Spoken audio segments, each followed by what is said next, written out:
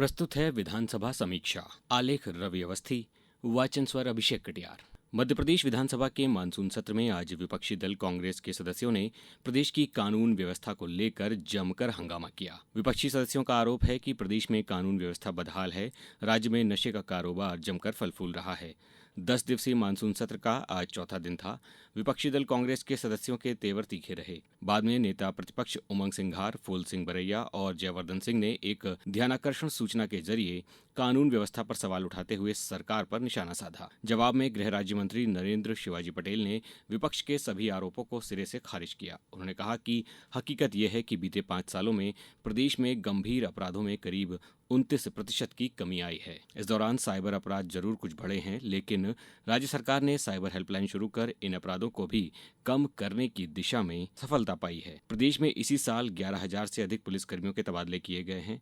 नीति बनाई गई है कि कोई भी पुलिसकर्मी किसी एक थाने में 5 साल से अधिक समय तक पदस्थ न रहे। इससे पहले एक सवाल के जवाब में उज्जैन में हुए धार्मिक तनाव को लेकर गृह राज्य मंत्री ने कहा कि ये कोई बड़ी घटना नहीं थी, सिर्फ एक जुलूस के रूट को लेकर लाया गया मामला था। कोई भी ऐसा पुलिस अधिकारी कर्मचारी जिस पर अपराध दर्ज हैं तो उसे थाना प्रभारी की जिम्मेदारी नहीं सौंपी गई है। सदन में आज 2 अधिनियम भी पेश किए गए। उप मुख्यमंत्री जगदीश देवड़ा ने मध्य प्रदेश माल और सेवा कर संशोधन विधेयक 2025 एवं श्रम मंत्री प्रहलाद पटेल ने मध्य प्रदेश श्रम विधियां संशोधन विधेयक 2025 पेश किया। इस पर चर्चा के बाद इन्हें पारित किया जाना है। वित्त मंत्री जगदीश देवड़ा ने नियंत्रक महालेखा परीक्षक की उर्वरक प्रबंधन पर 31 मार्च 2022 को समाप्त वर्ष की रिपोर्ट सदन पटल पर रखी। इसके साथ ही उन्होंने नियंत्रक महालेखा परीक्षक के 31 मार्च 2022 के समाप्त वर्ष के लिए प्रतिवेदन को भी पटल पर रखा। उन्होंने मध्य प्रदेश पंचायत राज एवं ग्राम स्वराज अधिनियम के तहत 2020-21 का प्रतिवेदन पटल पर रखा।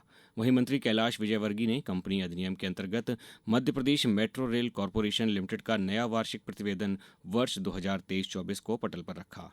वहीं शून्यकाल के दौरान आधा दर्जन से अधिक सूचनाएं भी दी गईं। सदन की कार्यवाही प्रश्नकाल से शुरू हुई। इस दौरान लोकहित से जुड़े सवालों के जवाब सरकार की ओर से दिए गए। नगरीय प्रशासन एवं विकास मंत्री कैलाश विजयवर्गीय ने कांग्रेस विधायक विपिन जैन के एक सवाल के जवाब में कहा कि बरसात के दिनों में अतिक्रमण कर बनाया गया कोई भी मकान नहीं गिराया जाएगा। पूर्व मुख्यमंत्री कमलनाथ ने इस दौरान खाली जमीनों के इस्तेमाल का मामला उठाया। इस पर मंत्री विजयवर्गीय ने कहा कि भोपाल में भेल की जमीन को लेकर प्लानिंग की जा रही है। प्रदेश में आउटसोर्स पर रखे जा रहे कर्मचारियों का मामला भी सदन में उठाया गया। कांग्रेस विधायक दिनेश जैन बोस ने कहा कि आउटसोर्स कर्मचारी का ठेका सिस्टम के माध्यम से भारी शोषण होता है। कंप्यूटर ऑपरेटर को सरकार 18,000 का भुगतान करती है, लेकिन उन्हें 12,000 रुपए से 13,000 रुपए तक ही मिलते हैं। बीच में बिचौलिए पैसा खा जाते हैं। इसलिए सीधे आउटसोर्स कर्मचारी के खाते में पैसे डालने की व्यवस्था होनी चाहिए। पन्ना में राजस्व की जमीन से 1,500 लोगों को विस्थापित किए जाने का मामला उठाते हुए भाजपा विधायक ब्रजेंद्र सिंह ने कहा कि इन्हें किसी तरीके की सुविधा नहीं मिल रही है। वन विभाग ने 2024 से ही शिफ्टिंग रोक रखी है। ऐसे में यहाँ के लोग परेशान हैं, तो सरकार की ओर से कोई ऐसा वन अधिकारी नियुक्त किया जाना चाहिए जो वन राजस्व सीमा विवाद का निपटारा कर सके और इनका काम समय सीमा में होना चाहिए। सदन में हाउसिंग फॉर ऑल योजना के अंतर्गत विभिन्न शहरों में लंबित प्रधानमंत्री आवास प्रोजेक्ट का मामला भी उठा। कांग्रेस विधायक अजय सिंह ने भोपाल में प्रधानमंत्री आवासों के आवंटन को लेकर कहा कि ये कब होगा। भाजपा विधायक गोपाल भार्गव ने आवासीय पट्टों को लेकर राज्य सरकार की प्रक्रिया से इसमें दिक्कत आने की बात कही। वहीं भाजपा विधायक अशोक रोहाणी ने जबलपुर के लंबित हाउसिंग प्रोजेक्ट को लेकर सवाल उठाए।